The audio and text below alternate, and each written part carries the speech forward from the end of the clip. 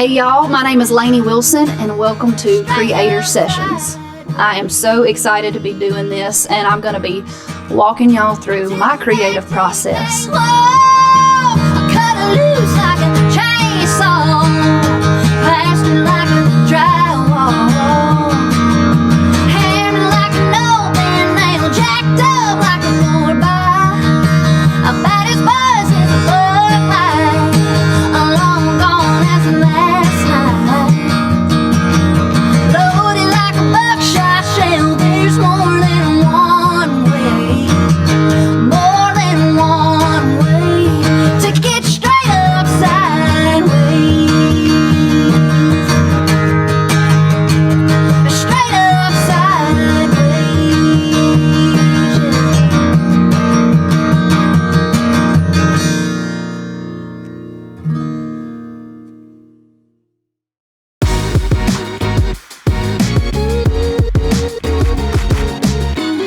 This week, we get the pleasure of welcoming one of my favorite up-and-coming country artists, Lainey Wilson, to Creator Sessions.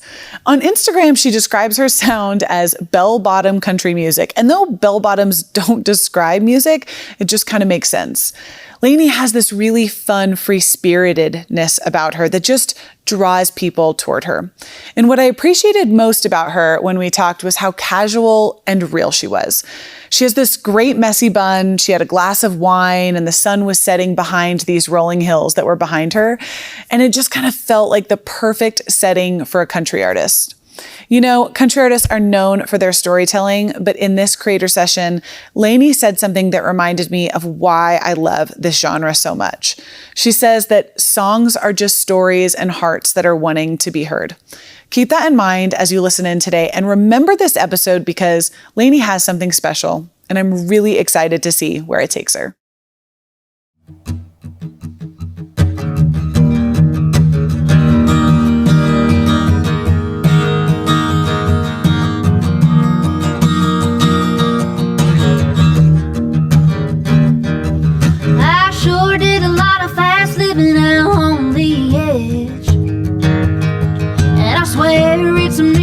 I didn't ever end up dead. Must have been mama on her knees praying by her bed, or believing in all those words that are written in red.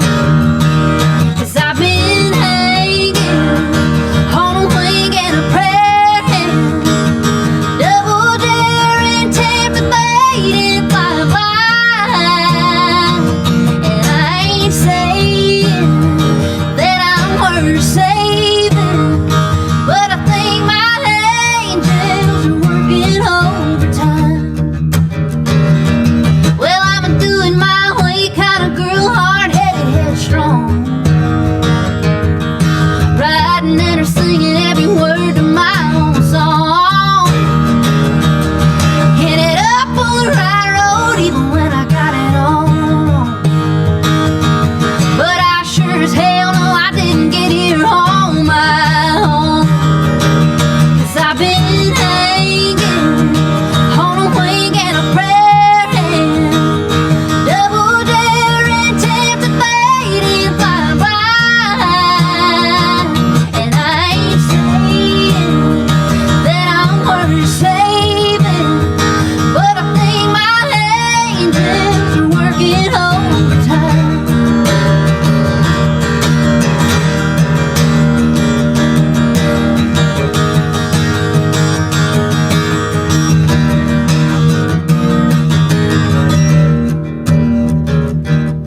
Maybe God in heaven's got a plan that I just can't see. 'Cause somebody up there's looking out for a sinner like me.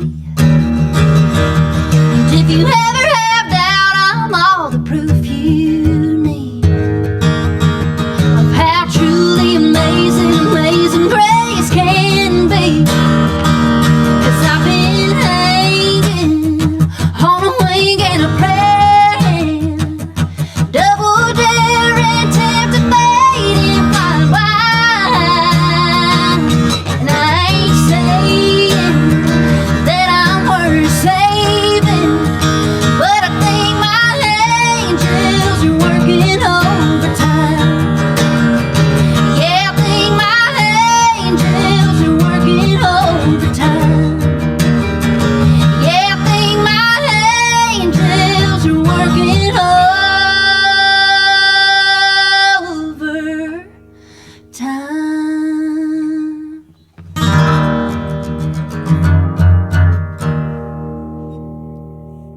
Had a hair in my mouth the whole time.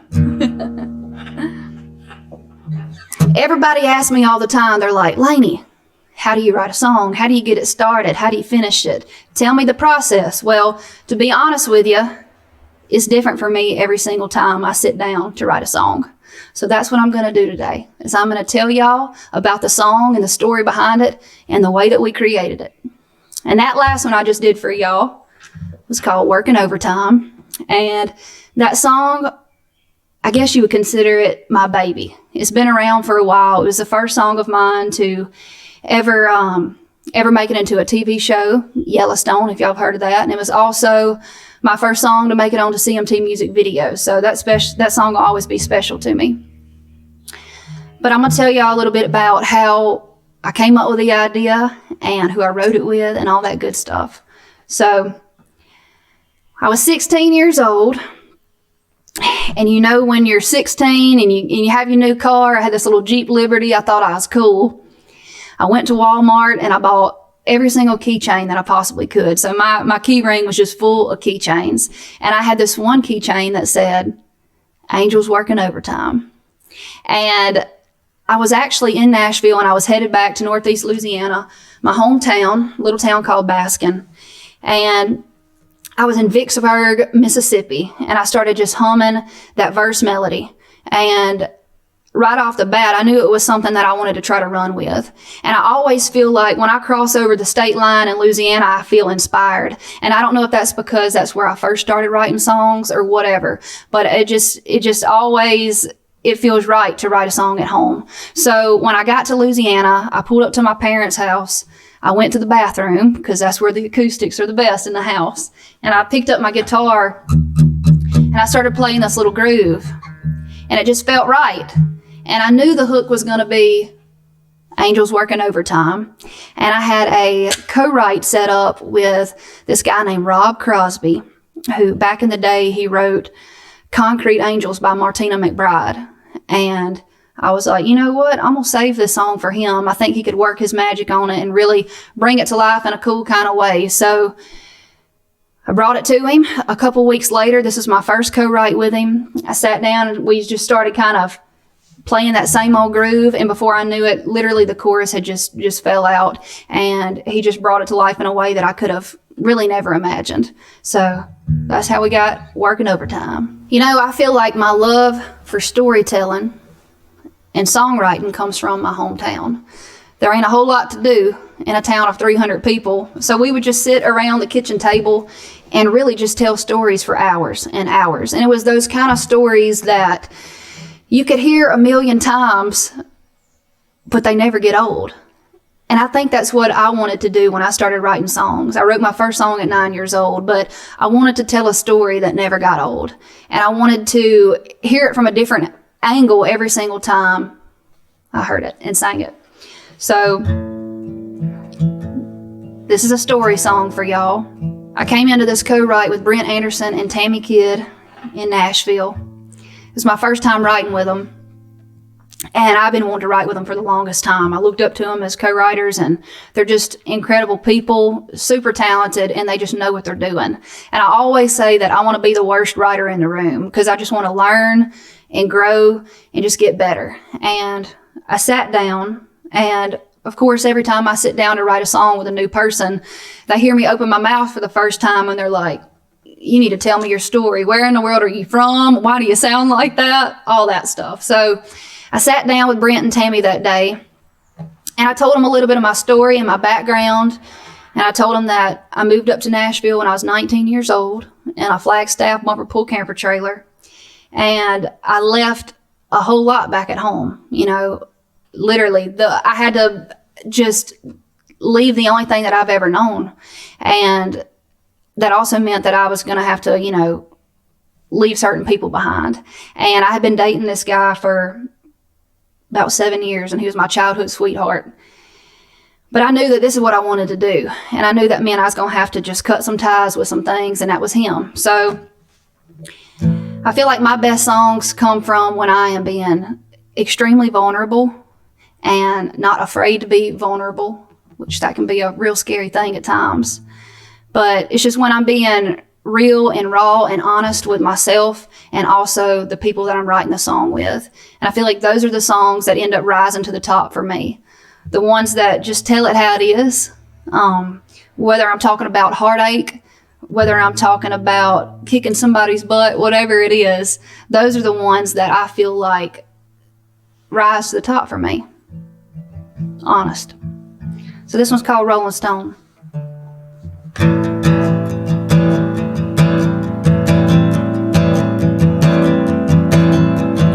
Waking up here in your arms, I feel like a queen in your king-size bed. The sun's lighting up your face in the dark, and I see the wheels turning in your head. Think you're the one that's gonna turn me around, give me a ring and settle me down. Got a little hold on me, don't get me wrong. Baby, my heart runs wild and free. You gotta know before you fall for me. Like a feather in the wind, I could be gone. No, you don't give a rock to a rolling stone.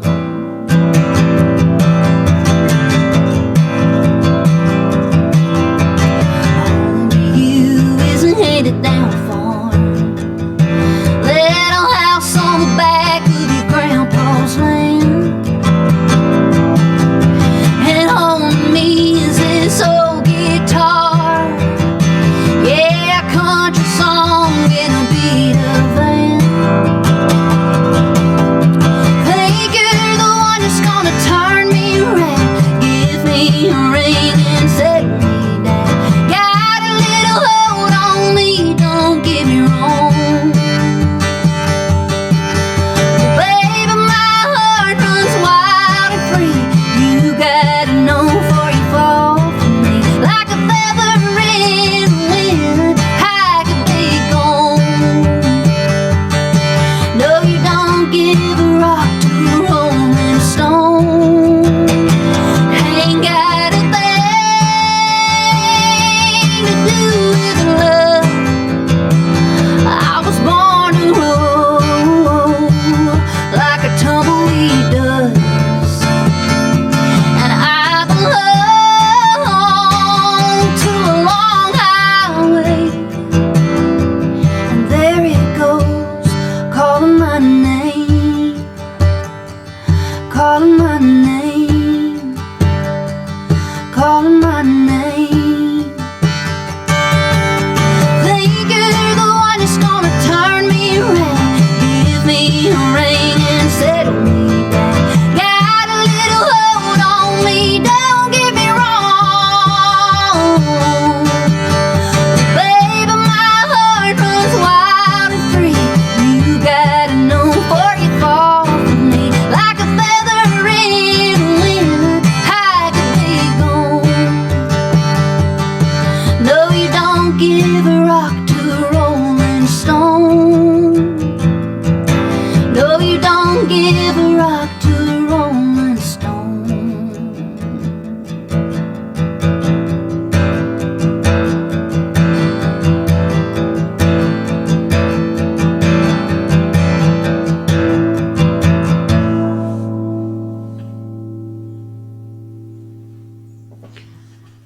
So I had the opportunity to get in the studio with one of my all-time favorite producers, Mr. Jay Joyce.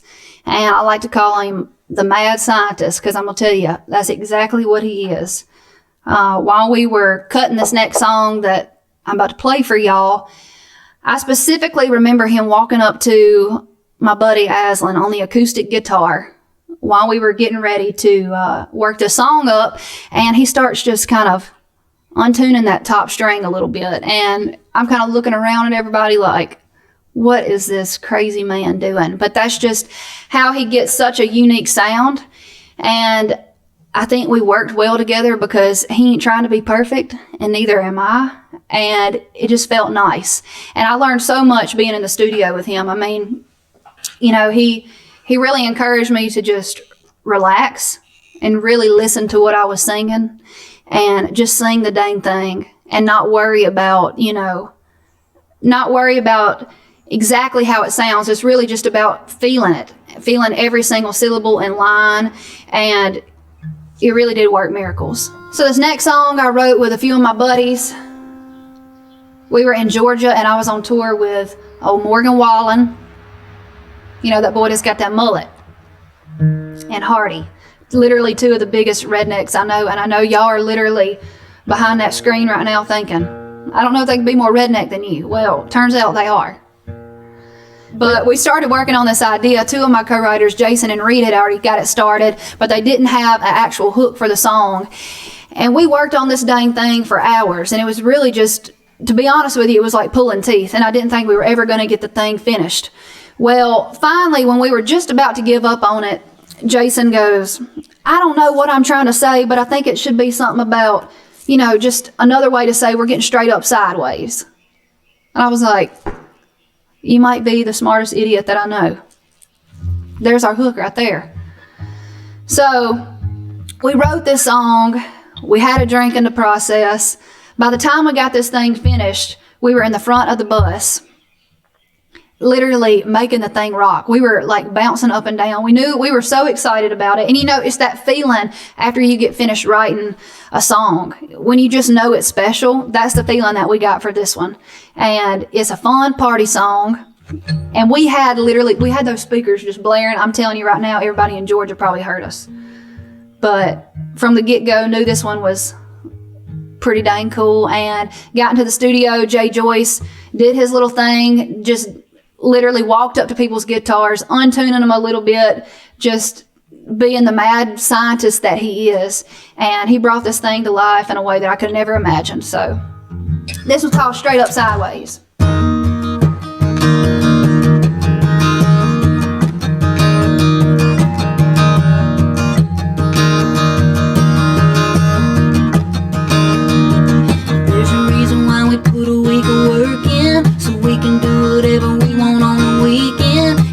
Take your blue collar off and let your neck turn red. Everybody does it just a little different. So when we wind up all the same, what's the difference? Yeah, you better get to living it up before you wake up dead. And tip 'em back till you can't walk. Cut 'em loose like a chainsaw. Plastered like a drywall. Jacked up like a 4x. A baddest buzz is a bug light, long gone as the last night. Loaded like a buckshot shell.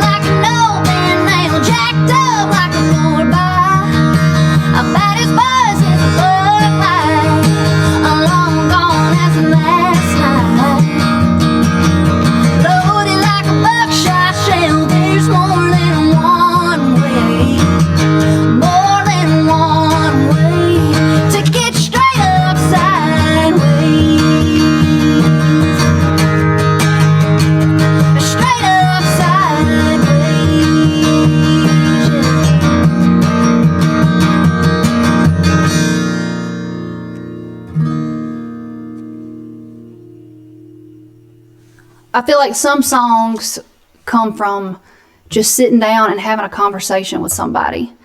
Just sitting down and telling people about how I grew up and how I was raised. I have one sister.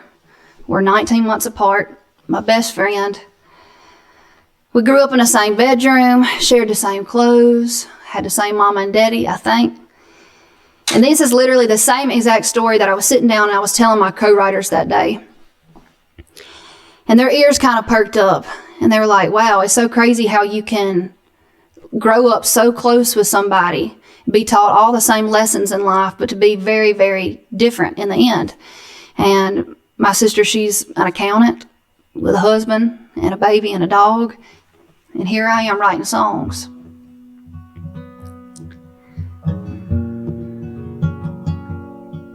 This is a song that is super special to me. And I feel like every time I play it out, somebody can relate to it. And I think songs are really just stories and hearts that are wanting to be heard. And I think this song is special because a lot of people can relate. And I hope you do too. This is called Two-Story House.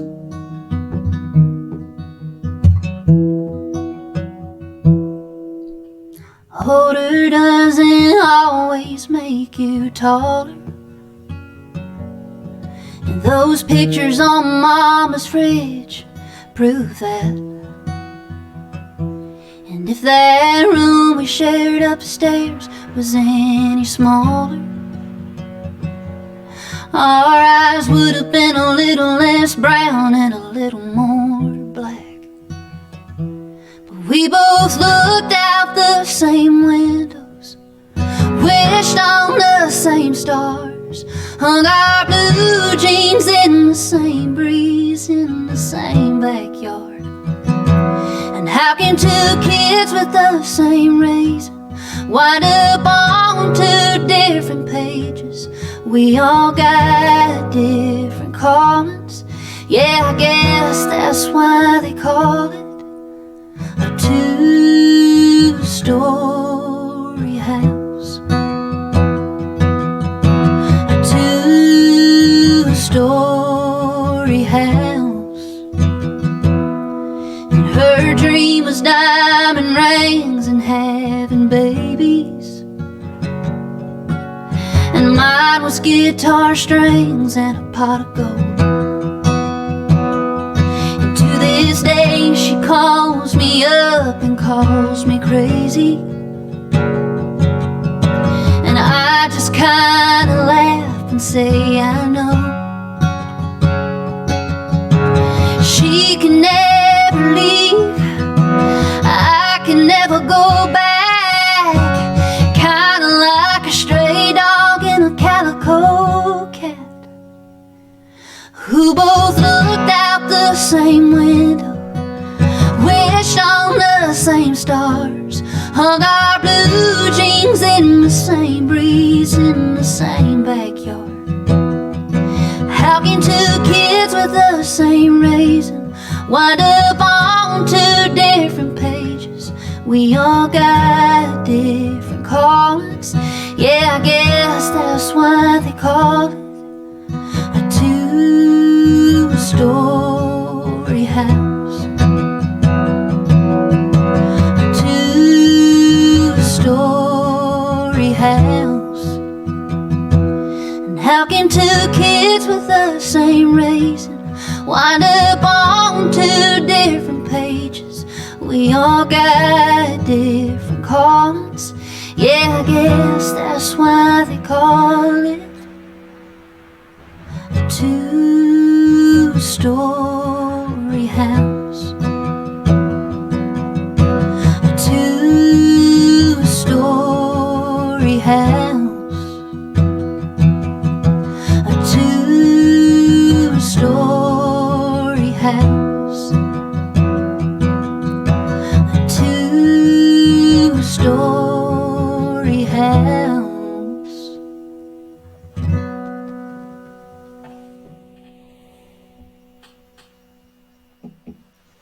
I'm so lucky to have found a group of songwriters in Nashville and a producer that really is not trying to change what I do. They're literally letting me come in there and be myself every single day. And they're just taking what I do and helping me grow and, just really creating something around it and letting it still be what it was in the first place, whether it's songwriting or producing, any of that. So I think it's very important to find those people that make you better and, yes, push you to be the very best that you can possibly be. But for people who just get it, surround yourself with people who just want to just make it better and better and greater.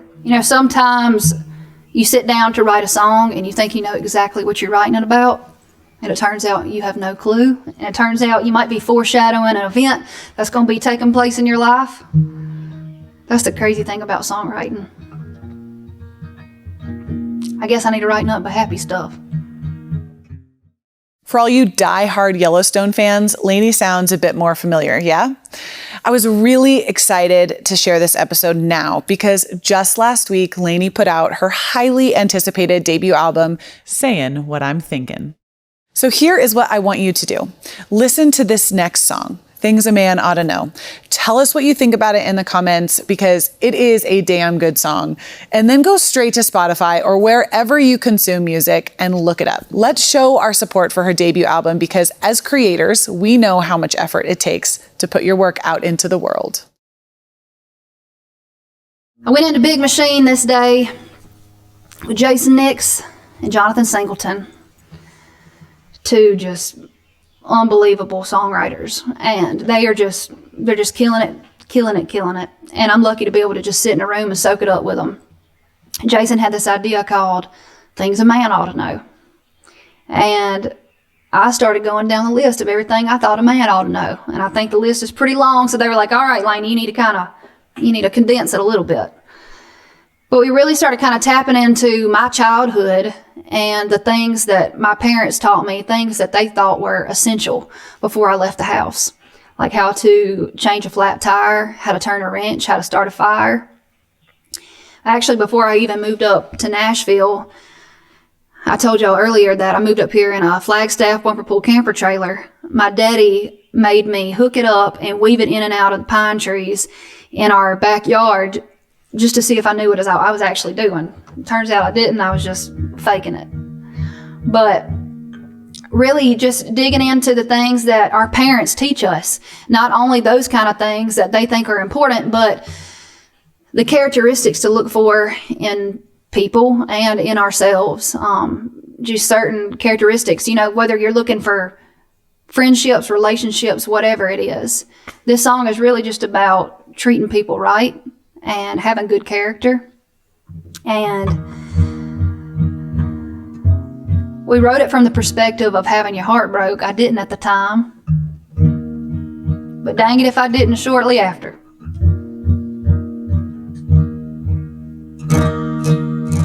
This one's called Things a Man Oughta Know.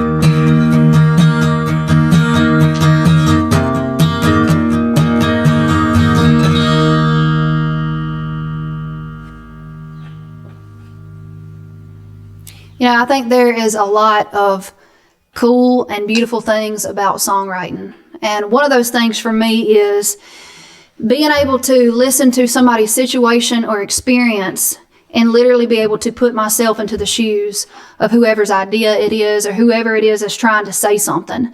And, it's really cool to be able to sit in a room with somebody and, really hear them out and kind of really it's a form of therapy. And it's definitely a form of therapy for me, but it just really makes you feel like you're not alone. And for 3 hours or 4 hours or however long it is that you're in there writing this song, you're able to experience the same exact emotions that your friend, your co-writer is. And I think that is such a cool thing. And it truly does, at least it makes me feel like I'm not the only crazy one, or I'm not alone in the situation. And it's kind of like they're taking on the burden for me, or they're feeling what I'm feeling. And it really helps me get through it. And to be honest with y'all, I've been grateful for songwriting my entire life, but more than ever, I am so, so thankful for this outlet, to be able to just pick up my guitar and write what I'm feeling during a time like this. We can't go a whole lot of places, but I can sit in my room. I can sit out in the yard, whatever, and I can pick up this guitar and I can just put my feelings out there on the line. And I encourage y'all creators too to do the same and really just, live in it, soak it up, and let this be your outlet and let this be a form of therapy, because I think we all need a little therapy. So thank y'all so much for hanging out with me today on Creator Sessions. This is Lainey Wilson. Y'all be good.